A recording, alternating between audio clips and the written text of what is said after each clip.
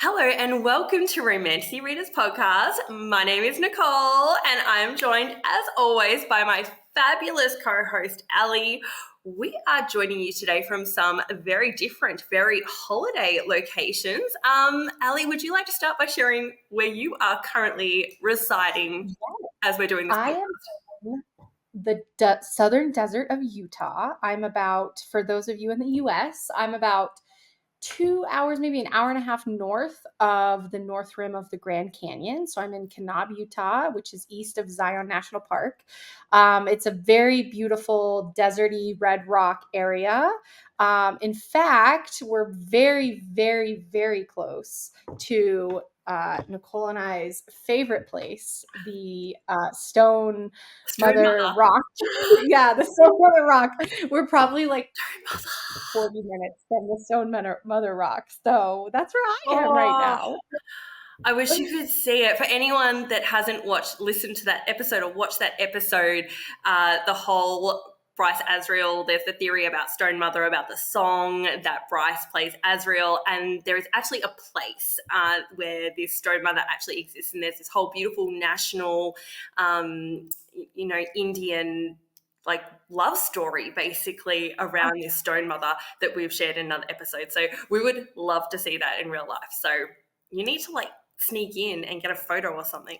And Well, it used to be open to the public to hike, and then it got graffitied, and so they closed it off. So it's not open to the public anymore. But if it ever opens again, I will go. But I don't want to trespass. I'm just not looking for that karma in my life. fair enough. But if it ever opens again, I will definitely go. And where are you joining us from? Well, I am in Fethiye in Turkey on the Mediterranean side. So for anyone that has not been following, I have been doing 2.5 months of traveling with my family of 5, which, just letting you know, is absolutely insane to drag 3 children around Europe. They don't appreciate it the way that we do. I'm trying to take them to art museums and stuff, and they just don't care. But so we're pretty much at the final destination now. My husband is Turkish, so we've been seeing family, and this is our little holiday part. We've been to Bodrum. We're now in Fethiye. It is it's insane. If I share this, people will stop following me because they'll just be like, I don't like you anymore, Nicole. That's just too nice. Your life is just so perfect. Yeah. But was just telling Ali that I've had a few nightmare experiences with bus trips, with train trips, trips that are meant to go for 3 hours and they go for 6 and they stop at every little town and there's no toilet stops, and there's been lots of entertaining experiences along the way. But we've also done some really fun stuff. Like yesterday we went and saw these amazing 2,000-year-old ancient ruins that are here in Fethiye, and my husband and my son were climbing up to it like Indiana Jones, basically getting off the path and then just climbing up it, and they were who knows what they it was so not safe, but they were just I'm Indiana Jones and I'm climbing into tombs and stuff like that. So they had a great time. That's cool. Yeah, that's cool. They would probably love Southern Utah where I live. Yeah. Because it's lots of just rocks that you can climb.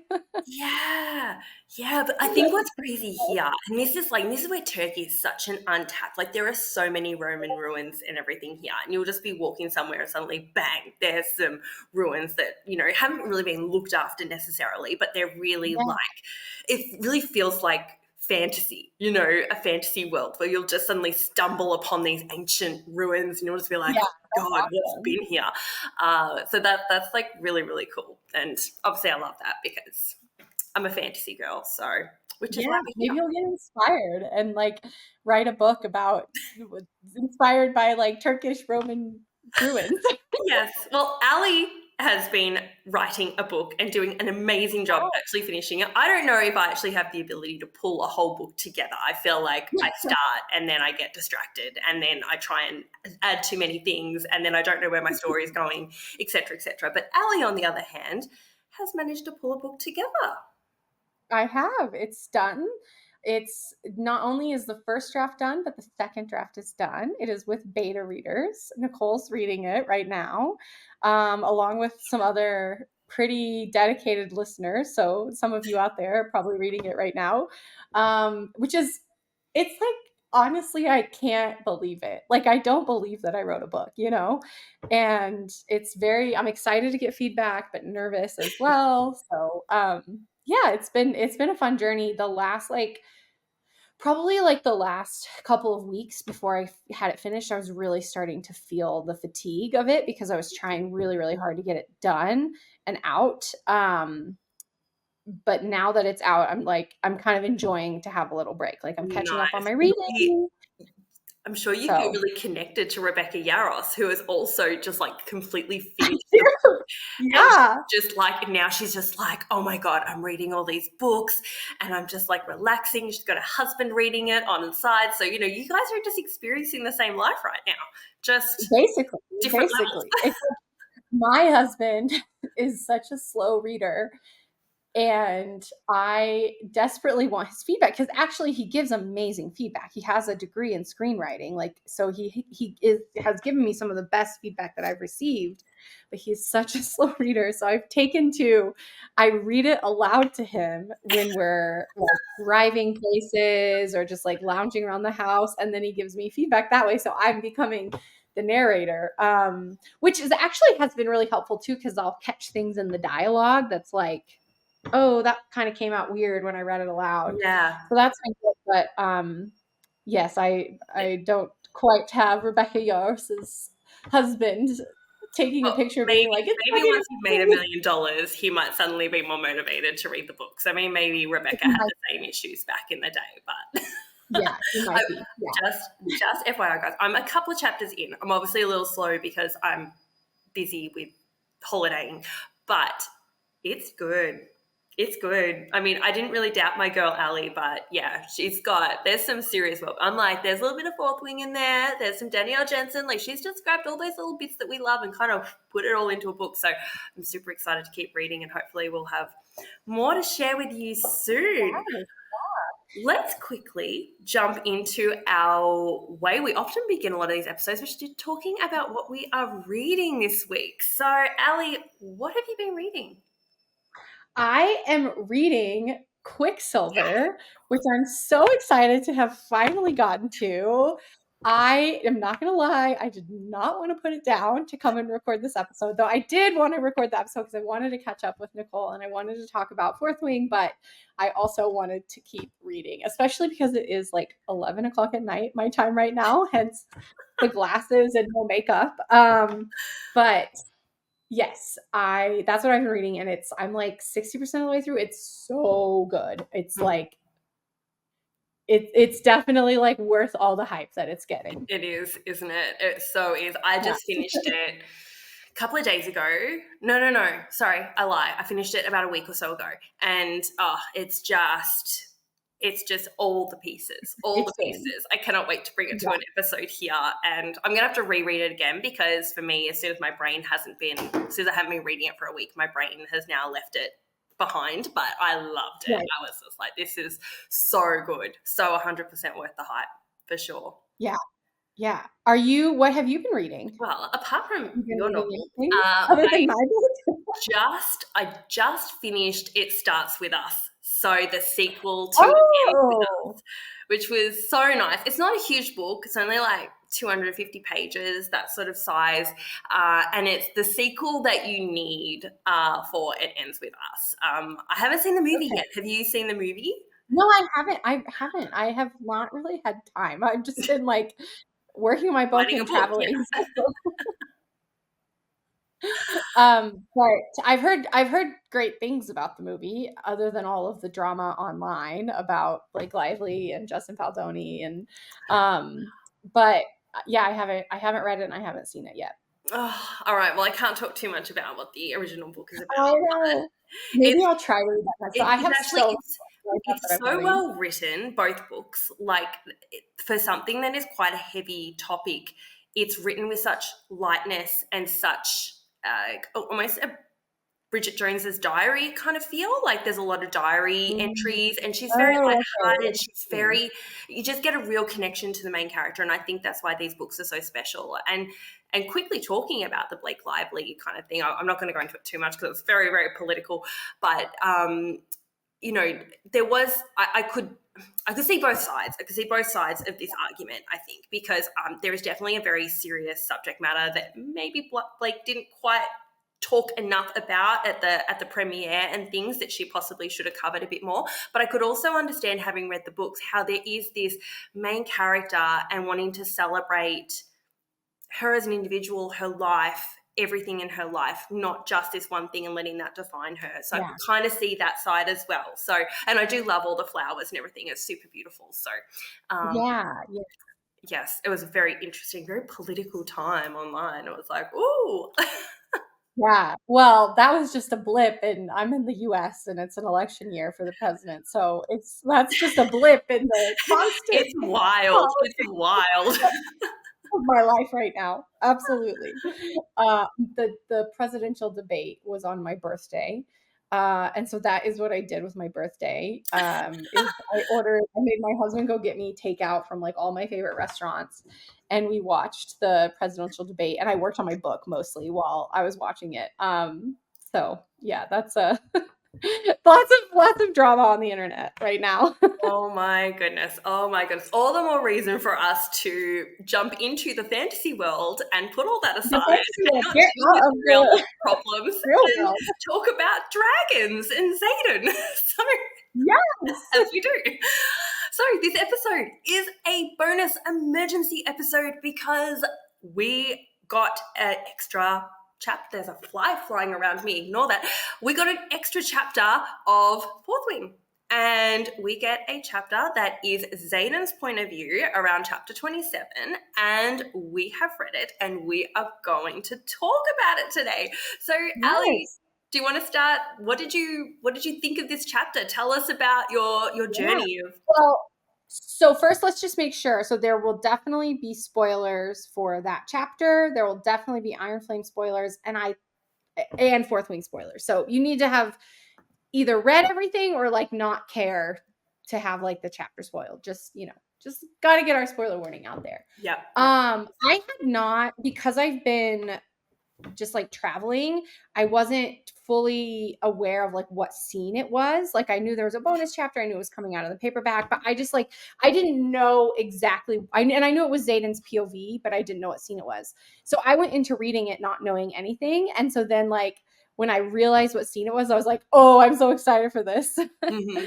Yeah, same. But I am like in shock, honestly, at like probably the thing that you're in shock in, which is he like admits pretty confidently and straightforward that he loves Violet. I know. Like very early. Like a lot. Like, you know, he's like fully like, where is she? What is she doing? Like, is she okay? I'm fully in love with this woman. Like, it was all in. It was all like in. every time he says something or she says something, he's like, oh, I love her. Oh, I love her. Oh, I love her. I know. Like, over and over. And I in truth actually didn't know how I felt about this, because I was kind of like, I felt like Xaden was still on that journey at this point. Like, obviously reading Fourth Wing the first time, I thought he was definitely falling for her, but was he at that point of admitting his love yet?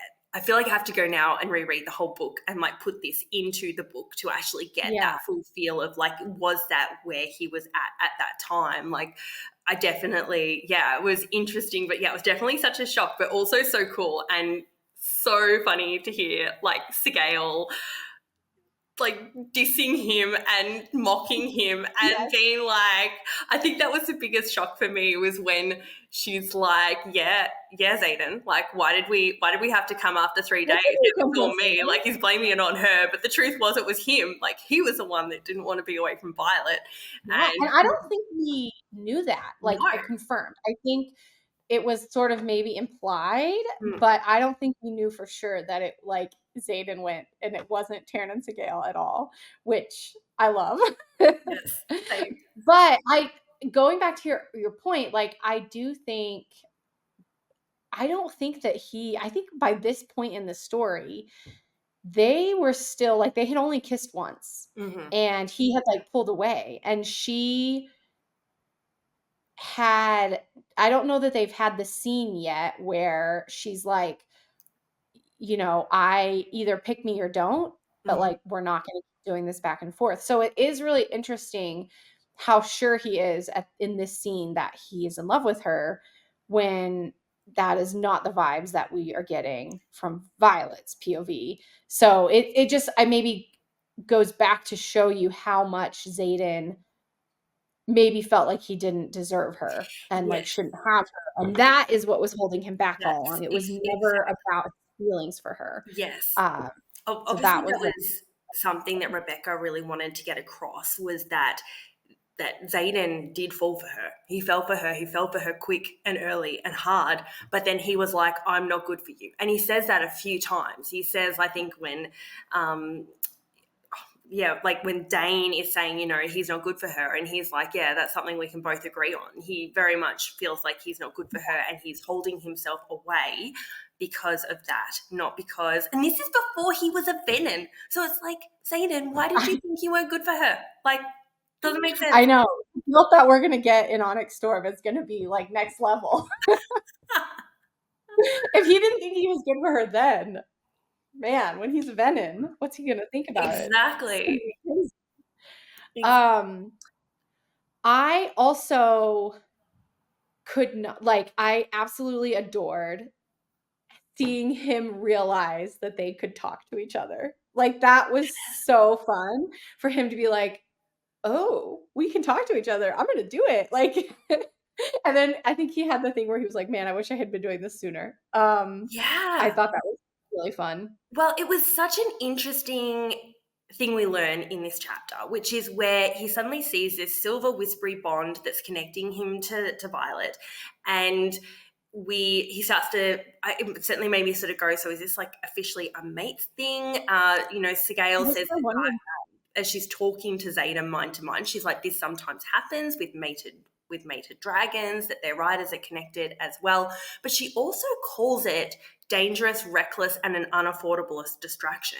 So I'm like, what is Sigale concerned about with this connection? You would generally say, you would think it would actually be a positive thing. Obviously, now you're a sort of a four, you can communicate to each other mind to mind.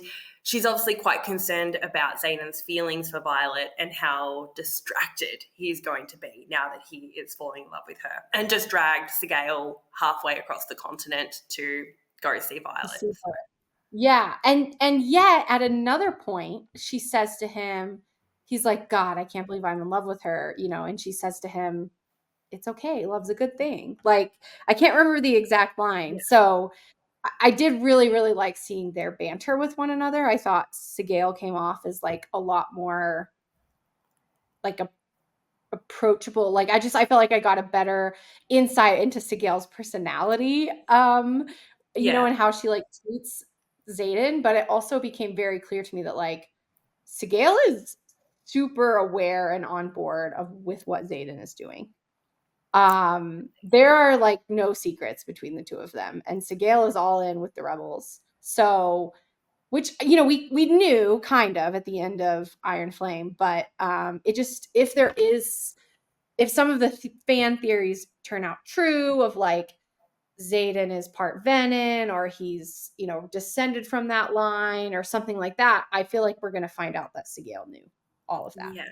Yeah, well, Like, it's very interesting. We do see a real kind of intimate connection between Scale and Xaden. Which, I mean, obviously all dragon riders and that will have that, but we really we really see their relationship. And it's kind of quite mothery, because obviously so far Sigale's yeah, pretty scary. Like, she's kind of scary. She's like badass. You don't mess with her. Like, she's, you know, Tarn, like, we love him, but Scale's kind of scary. But we actually see this other side to her. We see that she's actually got this real kind of sense of humor. She yeah, really has this just, as a intimate connection with Xaden, where they're kind of making fun of each other and laughing, but are very, very connected, and obviously very in line with whatever they're focusing on, this, protecting the realm, what they're trying to do. they're really on board with doing that together. They're very, very Yeah. unified. So I've got I here. think of her as like a mama bear. I feel like Oh, that's what yeah. we saw was her like mama bear side, and I was all for it. Yeah. Before we move on from this particular topic, I definitely want to come back to something you said, which is that like they have this silver wispy bond, which obviously, that's We can get into to that. me as a fantasy reader, that sounds a lot like a mate bond. Yeah. So I'm just like curious if there's gonna be the concept of mates here with them. I don't know. Or like at the very least, like what I was thinking, I know like there's a lot of theories that people think they're reincarnated gods and goddesses, and like then like gods and goddesses could have a mate bond, and like they were like past lovers in a past life or something. I don't know. What did you think of that?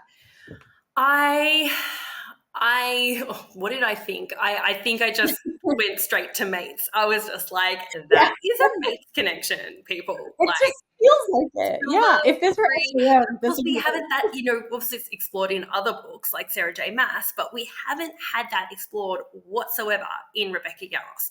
So what does that mean? I don't know. And what is that going to mean now that Xaden is Venom? And the impact that is going to have on a mates bond? Would that break the bond?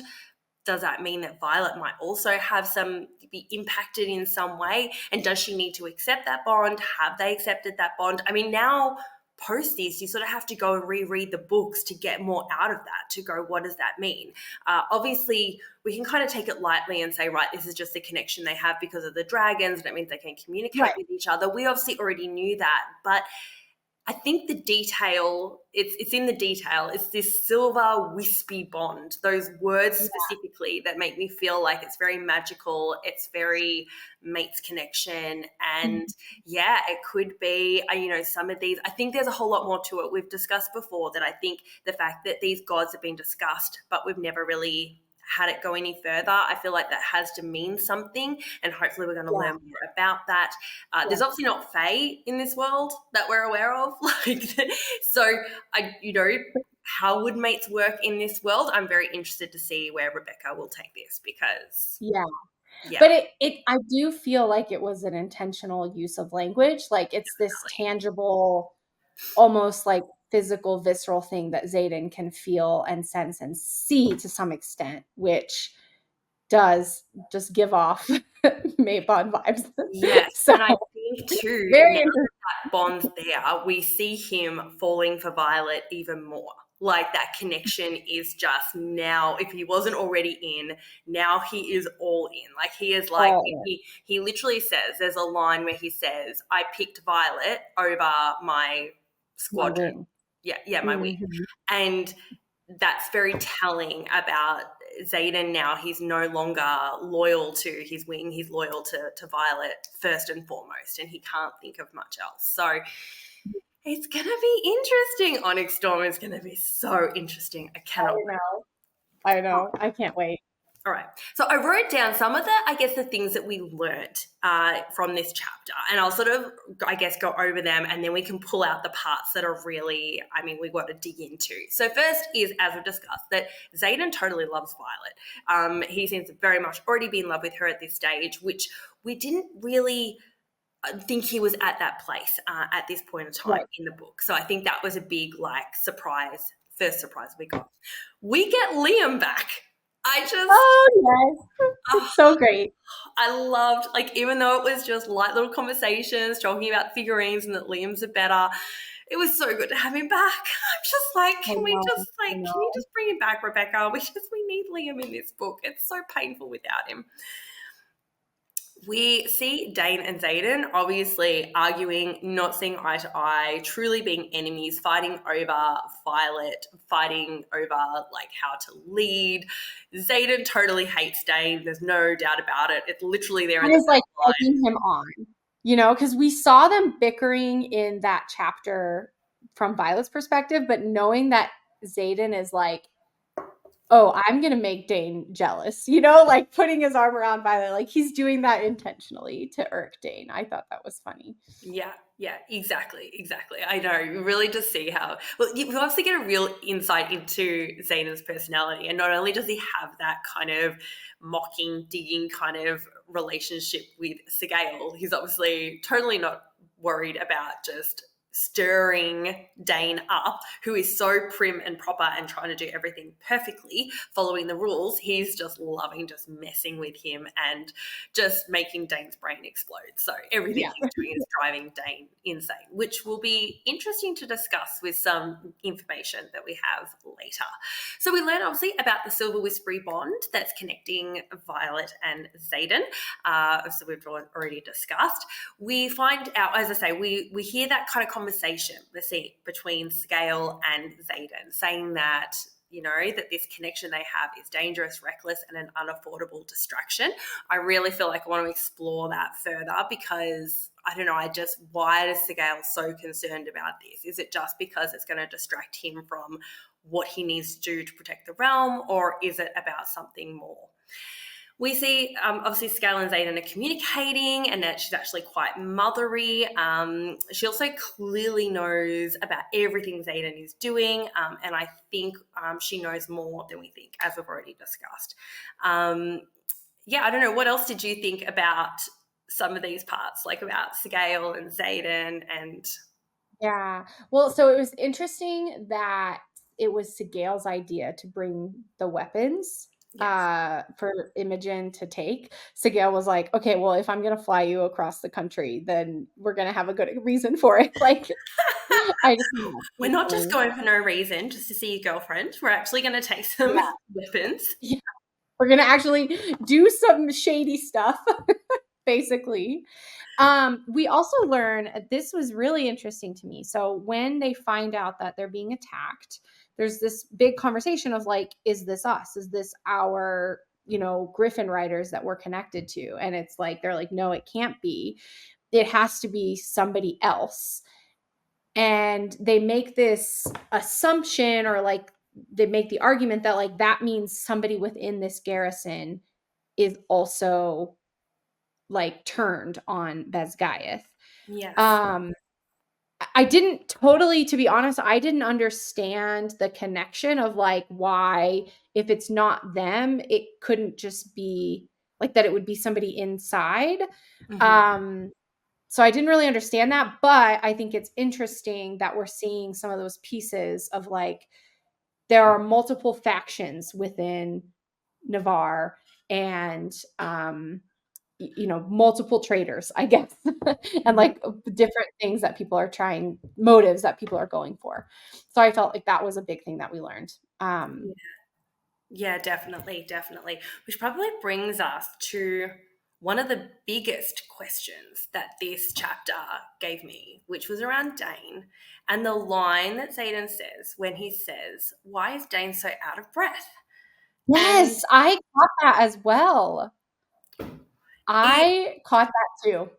And I was mm-hmm, like, that's a weird thing for Xaden to notice, that he's out of breath going up one flight of stairs, mm-hmm, and that he is out of breath. Like, was he, because he got sent away.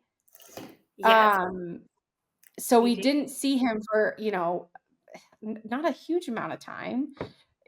Like maybe 5 to 10 minutes. So he either could have gone and done something, or I don't know. I don't know why else he would be out of Mhm. breath. Well, obviously, the first thing you think is, could he have been involved with bringing the wards down? He disappears, wards come down, he's back, he's basically out of breath. Like, that's your Yeah. very first, like, looks pretty clear there. But is that also too obvious for starters as well? That, I my first thing was to go back to the interview I saw with Rebecca Yaros in person, Mhm. where she loved Dane. She was actually like, I love Dane so much. She's actually like, Dane and Xaden aren't that different. She really, really reiterated. Now, either she's doing a Sarah J. Maas where she is lying and she is making it like he's really great when really he's actually the biggest villain. That, can definitely happen. Sarah did that with Tamlin. However, so far, I've generally known Rebecca to be pretty truthful. She's generally not lied outright to kind of protect the story and protect the She just supply. doesn't answer things. Yeah, she doesn't lie. So the fact that she's done that would suggest to me that Dane possibly isn't as involved as he currently looks to be. It's interesting that Xaden hasn't clicked though about that. Like he's kind of like, should I stay and try and help you find out who has brought these wards down? Obviously it's someone inside. Would he have clicked going, hang on, why are you so out of breath? And the wards have just come down. Are you involved? Obviously, there's a lot of reasons he could have done it in that he's so jealous in that moment. Like Xaden has been stirring him up. And if he wanted to kind of pin it on Xaden or just put Xaden in a dangerous situation or get Violet away from Xaden, he might have said, right, I'm going to get these wards down and get them away from each other. And, just... Yeah. Well, or it could also be he is involved at his father's request, right? Because we know now that Daddy Atos is not very good, kind of in league potentially with the venom of Basgaiath. So it could be that like Dane has been manipulated by his dad to do something, and that's the person that's like inside, the garrison that Xaden notices. So that's definitely a potential as well. But I think to your point, maybe that's too obvious, and I don't know what that reveal would get us in the future. Like I don't know why she would try and reveal, that Dane was behind the wards dropping in a world where like we've kind of already gone through Dane's villain arc, and he's made his choice.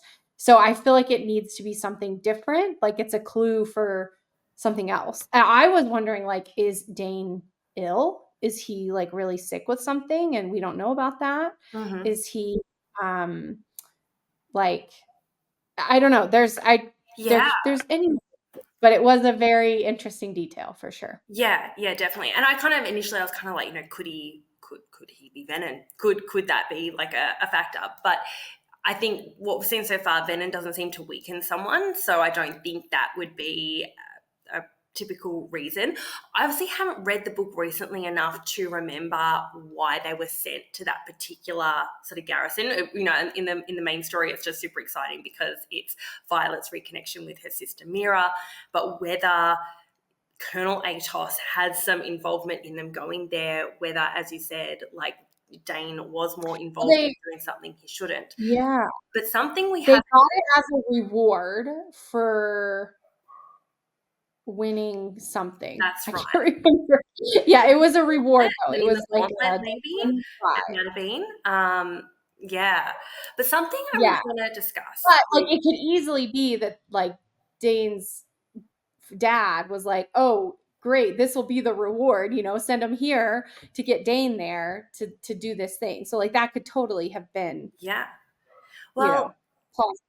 Definitely. The other thing I really want to discuss is Dane's signet, which is currently, we sort of know it, but it's also undisclosed. It's confidential.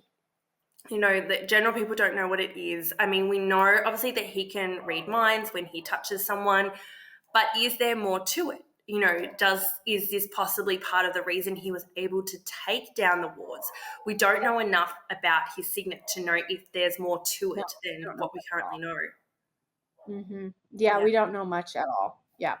Speaking of signets, we see Imogen's signet, which is very similar, a little bit in action. So Dane can erase all memories, but he has to touch you. Imogen can erase recent memories, but I don't think she has to touch you. I think that's how it goes. And we sort of see that in action. This isn't necessarily something that really came up in this chapter, but it's just a question that I continue to have, which is we still have not really resolved this whole Liam having ice powers from the very end of 14. And the kind of like work consensus on Bookstagram, like the theory consensus on Bookstagram was that all of the marked ones would have two signets because they get their signet from the mark that they get from their dragon. They have this other mark from another dragon that would give them a signet, and maybe would be this unintentional consequence of that. Yeah. And so for the longest time, people were like, oh, all of the marked ones have two signets.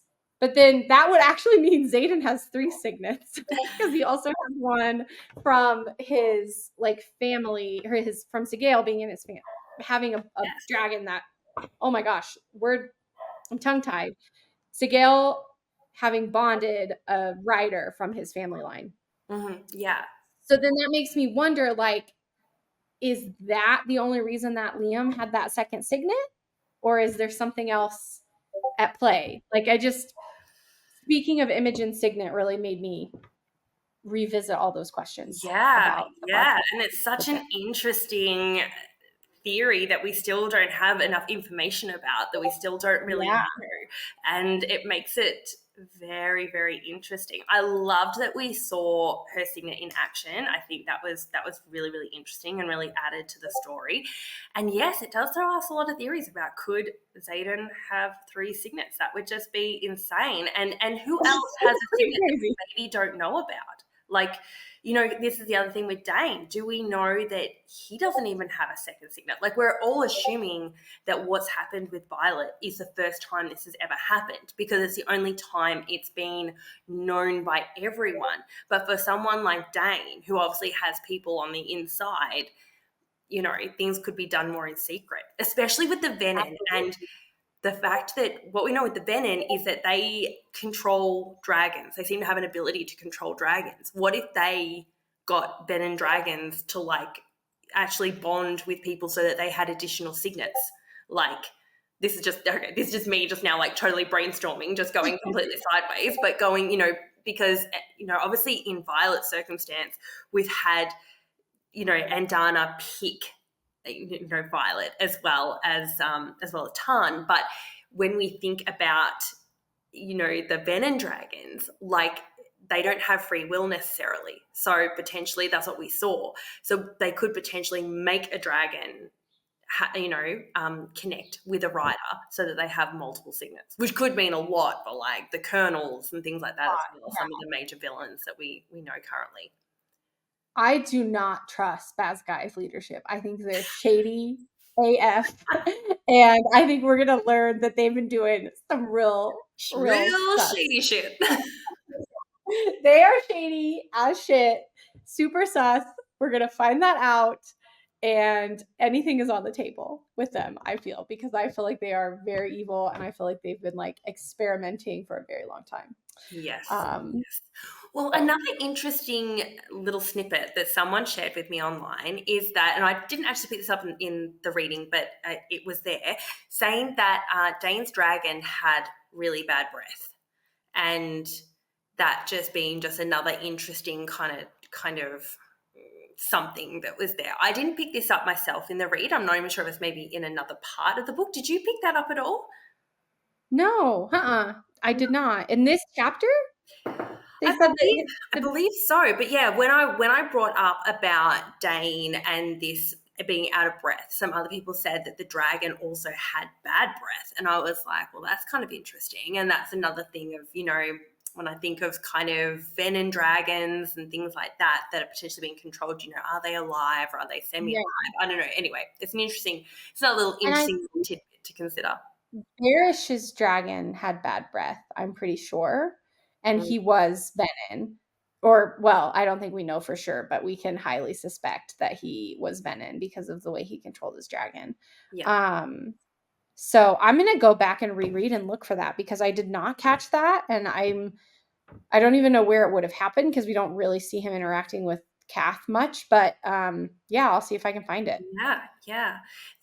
And then I think just, Dane in general, I think coming away from this, just definitely, I always wonder if he's possibly a double agent. Even now, I wonder whether, I don't know, I feel like even in Iron Flame, he kind of turned so easily, and we kind of all felt like, oh, Dane saw the light. He realized how bad his dad was, saw what was happening to Violet, and fully had that change. And I want to believe that. I want to believe that he's a good person, and hopefully he is. Hopefully he's had that redemption arc and it's all behind us. But this chapter kind of makes me go, could he be a double agent? Could he possibly have gone, here's my opportunity to get in with these guys and infiltrate from the inside? Not that we've also got Jack fucking Barlow and all that going on as well. So there's plenty of double agents currently. But yeah, I still don't fully trust Dane. That's just for me. I don't fully trust him. Yeah. Yeah. I think it's very likely, or not likely, but it's possible, very possible that he's still a double agent. Or at the very least, I think he's going to react very badly to Xaden being a Venom in Onyx Storm. Oh. And Violet sort of takes Xaden's side in that, or like, I think Dane is gonna really struggle. He's gonna be like, nope, we have to get rid of him. We have to send him away. He's too dangerous. Yeah. And that's gonna go down. That's gonna cause some tension. And so maybe that's like what this bonus chapter is sort of telling us, is like Dane and Xaden, their tension and their rivalry is not over. Like no, definitely not. And Dane is still keeping secrets. I think that's the other thing we can definitely confirm. I agree with that. Dane is keeping secrets, and he's still keeping secrets. Whatever happened in this chapter, even in Iron Flame, wasn't answered. He didn't say, oh, by the way, I did this stuff back when we were, on that border. There was a reason I was really out of breath. And it's not just that I was sick that day or something. Something's going on. And it'd be nice to say that it's just his dad, but I think there's a lot more to it. Mm-hmm. Absolutely. Yes. All right. The next thing we want to chat about, which is what we'll be kind of finishing up with today, we're not having a big episode. This is our emergency episode because of this fourth chapter, is that Sarah J. Maas, is Rebecca Yarros. She's been sharing pictures of her husband online, reading Onyx Storm and giving his reactions and his comments and opinions at the end of reading it. So just to make us feel worse, to know that someone out there in this world has read this while we're all patiently waiting till January. Yeah, we desperately want it, and he just has it. Everyone I've spoken to is like, I don't like him very much. That's just unfair. They're like, this is just torture for us to know that he has read this and he knows what happens, and we have to wait till January. So unfair. But I know. I wanted to talk about some of these, I guess, stories that Rebecca has shared. So the first one is her husband with his bright, wide-eyed, dog asleep beside him. He's obviously read something phenomenal that happens in Onyx Storm. What do you think? What do you think about this image? What do you think he's maybe read? What are your thoughts? I saw that and I was like, this is absolute torture. Like, clearly there's something that's going to be massively shocking. That it's interesting that like he would be, because I think that reaction was genuine. I don't think that she was like, oh, pretend to be shocked. I think she knew where he was in the chapter, in the book, and was like ready to take her picture. Because it seemed very genuine to me. So, and it's interesting that like he wouldn't have known, like maybe she just like doesn't talk to him about the book as she's writing and just lets him be surprised. So I have literally no guesses other than like, I think it's going to be something massive. I don't know what it's going to be. Well, for starters, let's remember he is a military man, so things don't shock him easily. He's he can handle stuff. So, it wouldn't just be a light little whatever, like something big has had to happen. True. My theory so far is, could he have just found out Violet's second signet? That's obviously one. Another is that, and I hate to say this because I don't want to say it out loud, but a dragon dies. Dragon dies, yeah. Mm-hmm. I want to say that can't, but then that then jumps me to the next post where he says it's fucking great, better than Fourth Wing, and I'm like, well, it wouldn't be fucking great if a primary dragon like Tana and Dana dies. So hopefully all dragons are safe by the end of this book. That is my theory because of the second image. But I'm definitely worried. I mean, look, I'm glad to say that the dog is still sleeping beside him, so he hasn't had such a shock that he's like thrown himself on the couch and like woken up the dog. So that gives me some relief that he's just done it with his eyes. I'm like, okay, so it's like a shock, but maybe not an epic shock. What are your thoughts, Ellie? That's my brainstorming. It's gotta be.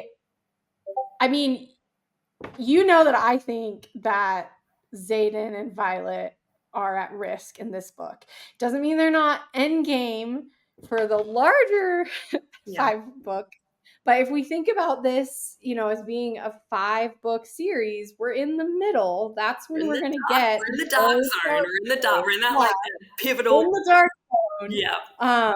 They can't. Things cannot just be hunky dory for this whole book, because then where are they going to go in books 4 and 5? So it could be that like Violet or Xaden breaks up with the other, or like it could be. I also think I am rooting for. I don't think this will happen, but I'm rooting that Violet will also turn venom. He could be finding out that she is like somehow like half venom or something. Yeah, like I don't know, or she can like control it more or something like that. Like definitely what Rebecca has said would suggest that, because she sort of says that Violet will literally do anything.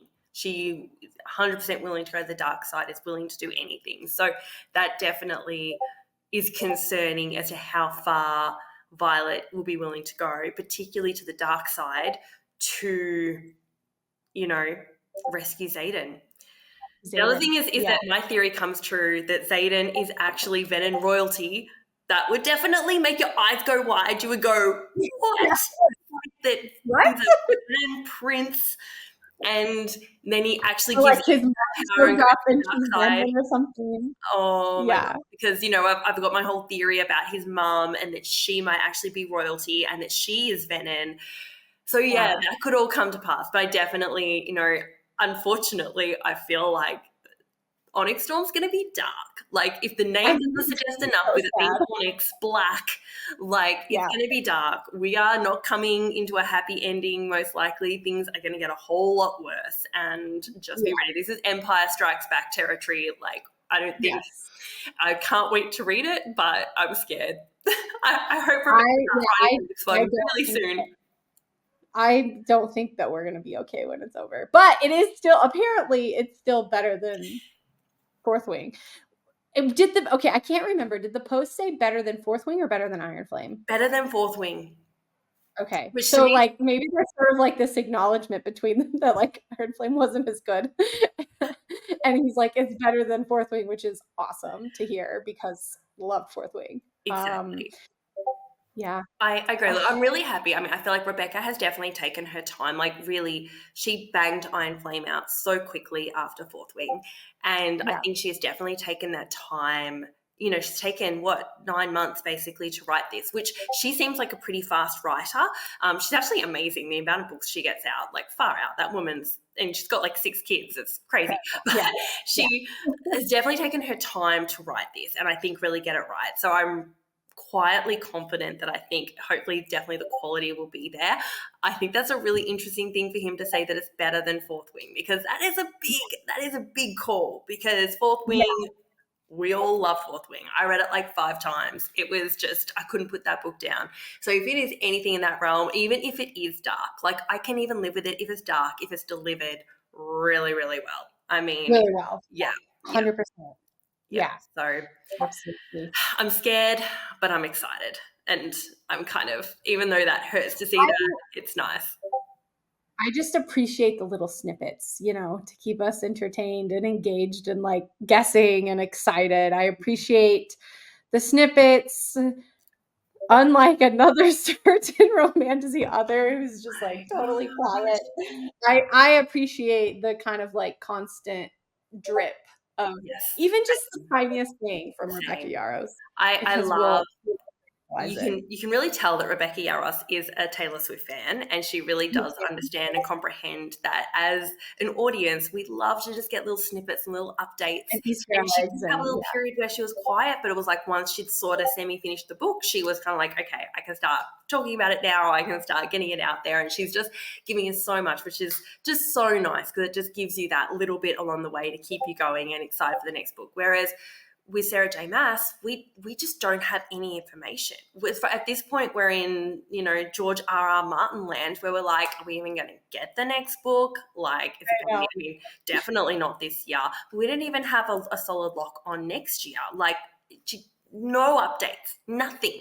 Not even. I feel like if it was going to come out next year, we would get an announcement. I feel like she typically announces like 9 months in advance. I mean, unless I don't see her. I don't think people don't really release books in like December, like, just because it's always like they do it in January. They kind of take that December, January time off for releases because they don't want to travel and do or press. Potentially like around now, around October, August. Yeah. Time. So if she was going to be releasing in October of next year or any time before that, I feel like we would need to have the date already. Yeah. So yeah. Well, I know there was a lot of research I did a few months back, which was around the things going on with Bloomsbury, that there was a bit going on with Bloomsbury. The publishers were changing, and they're changing around April, May. So they're printing, their company that they actually get the books printed with is changing, I think, at the end of April. So I could understand that she wouldn't probably release till after that, probably till May, even June, because you obviously don't want to be changing printing companies. You don't want to print one lot with one printing company, then print the next lot with a different printing company. You want to do it all with the same one. So it does make sense that she wouldn't release until after that date because of that reason. But if we're thinking like 6 months from May, I mean, we're kind of, it should be now. Like, we should be getting information now. If it's 9 months, then even sooner. Like, we could be looking at a 2-year wait again. We could be looking at January 2026.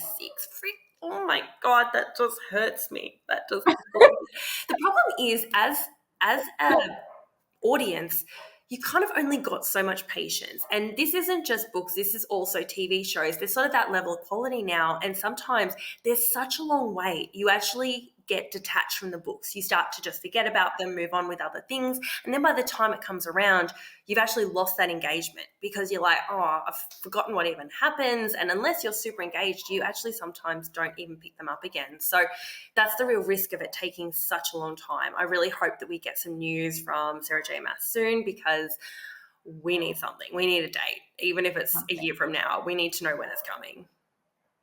Or an interview where she leaves a couple of hints. I mean, like, that is the thing. Rebecca is always in the news. She's always in the media. Like, we're always getting something from her. Yeah. And I mean, we don't even have paperbacks of Crescent like City. House.